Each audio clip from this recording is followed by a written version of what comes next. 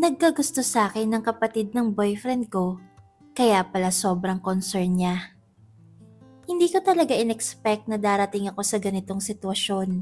Akala ko dati, sobrang sweet ko lang. Kasi bihira ka makatagpo ng pamilya ng boyfriend na tanggap ka kaagad. Lalo na yung kapatid na lalaki na sobrang bait at maalaga. Sa tuwing bumibisita ako sa kanila, siya ang unang lalapit. Ate, tubig? Kumain ka na ba? Pagod ka ba sa biyahe? Minsan nga, mas nauuna pa siyang magtanong kesa sa boyfriend ko. Pinagtatawanan ko pa noon. Sinasabi ko sa sarili ko, grabe, ang swerte ko sa magiging bayaw ko balang araw. Hindi ko alam, may ibang dahilan palang lahat ng concern na yun. 3 taon na kami ng boyfriend ko noon. Masaya kami. Hindi perpekto, pero stable. Kilala na ako ng pamilya niya. Nakasama ko sila sa birthdays, sa simpleng Sunday lunch, pati sa mga biglaang inuman sa sala. Ang kapatid niya, tawagin na lang natin siyang Marco, ay mas matanda sa kanya ng 2 taon. Tahimik, seryoso, pero kapag nagsalita, may sense. Hindi siya yung tipo na palabiro o maharot, pero pagdating sa akin, parang may extra attention. Noong una hindi ko pinansin. Akala ko, natural lang yun. Protective lang siguro siya bilang kuya. Pero may mga maliliit na bagay na nagsimulang kumurot sa isip ko. Kapag magkatabi kami ng boyfriend ko sa sofa at nagkukulitan, napapansin kong tatahimik siya. Hindi galit ang mukha niya, pero parang may pinipigilan. May lungkot na hindi niya masabi. Kapag tatawa ako ng malakas, siya ang unang lilingon. Kapag madapa ako o matapilok, halos tumalon siya para alalayan ako. Minsan nga nasabi ng boyfriend ko, "Kuya, relax ka lang, girlfriend ko yan, hindi pasyente." Tumawa kami, pero si Marco, hindi. Isang gabi nagpaalam ako na mauna na akong umuwi. May lakad pa kasi ako kinabukasan ng maaga.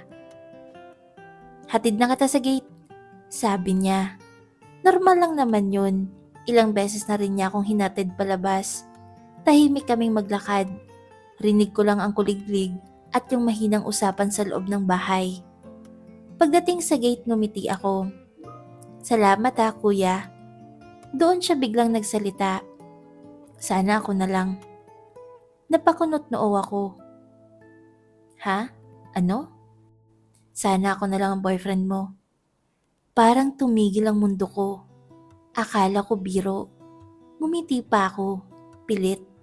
"Loko ka talaga, kuya naman kita eh." Pero hindi siya ngumiti pabalik. Diretso lang ang tingin niya sa akin. "Hindi mo ba napapansin? Kaya ako ganyan ka-concern sa'yo kasi gusto kita. Matagal na." Para akong binuhusan ng malamig na tubig. Hindi ako nakapagsalita.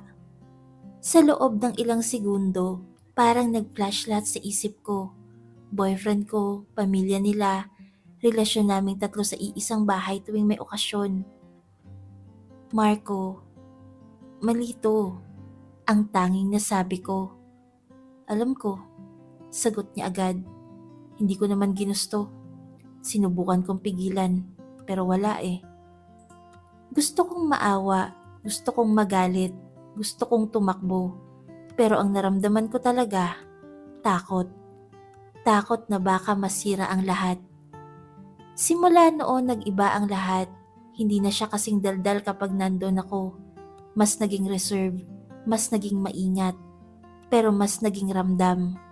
May mga pagkakataong nahuhuli ko siyang nakatingin sa akin, tapos bigla siyang iiwas kapag napansin niyang nakita ko siya. Kapag may tampuhan kami ng boyfriend ko, siya ang unang lalapit. "Okay ka lang ba?" Isang beses nag-away kami ng boyfriend ko sa harap niya. Maliit lang na bagay, tungkol sa oras at lakad. Umakyat ako sa kwarto para magpahinga. Maya-maya may kumatok, si Marco. "Huwag ka nang umiyak," sabi niya ng marahan. "Kung ako yan, hindi kita papaiyakin." Doon ako natauhan. "Stop," sabi ko. "Huwag mo nang dagdagan." Napayuko siya. Sorry. Pero sa mga mata niya, hindi apology ang nakita ko, kundi sakit. Unti-unti napapansin ko ang selos niya. Isang beses nagaya ang boyfriend ko ng out of town trip. Excited ako. First time naming dalawa lang. Biglang sumabat si Marco habang kumakain kami. Ang bilis mo naman magplano. Parang wala kang ibang responsibilidad. Parang biro, pero may laman. Nagkatinginan kami sandali.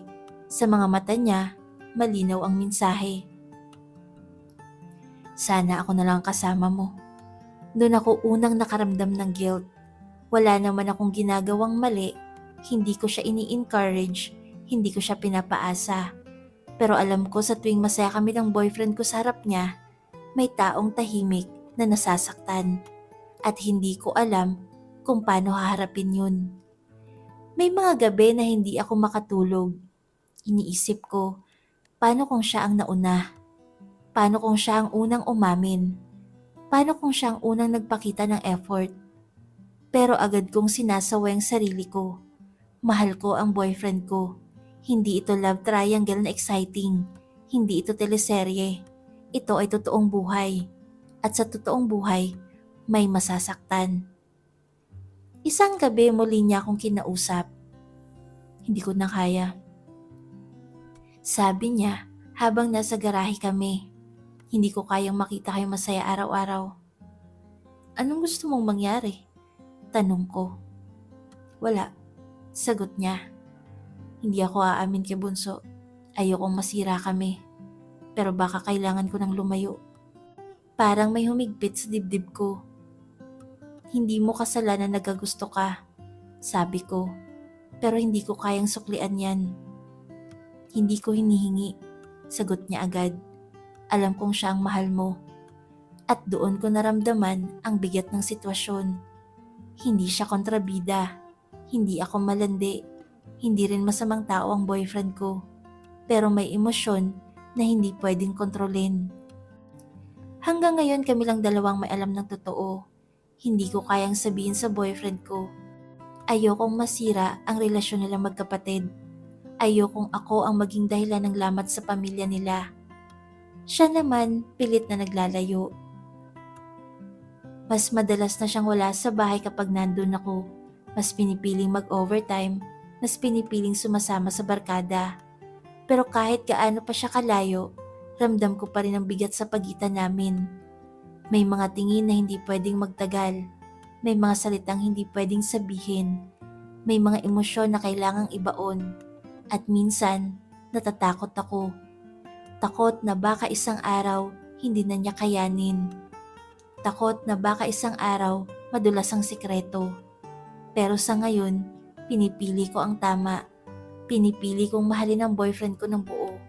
Pinipili niyang lumaban sa sarili niyang damdamin. At sa pagitan naming dalawa, may isang katotohanan na mananatiling lihim. Hanggat kaya pa naming dalhin.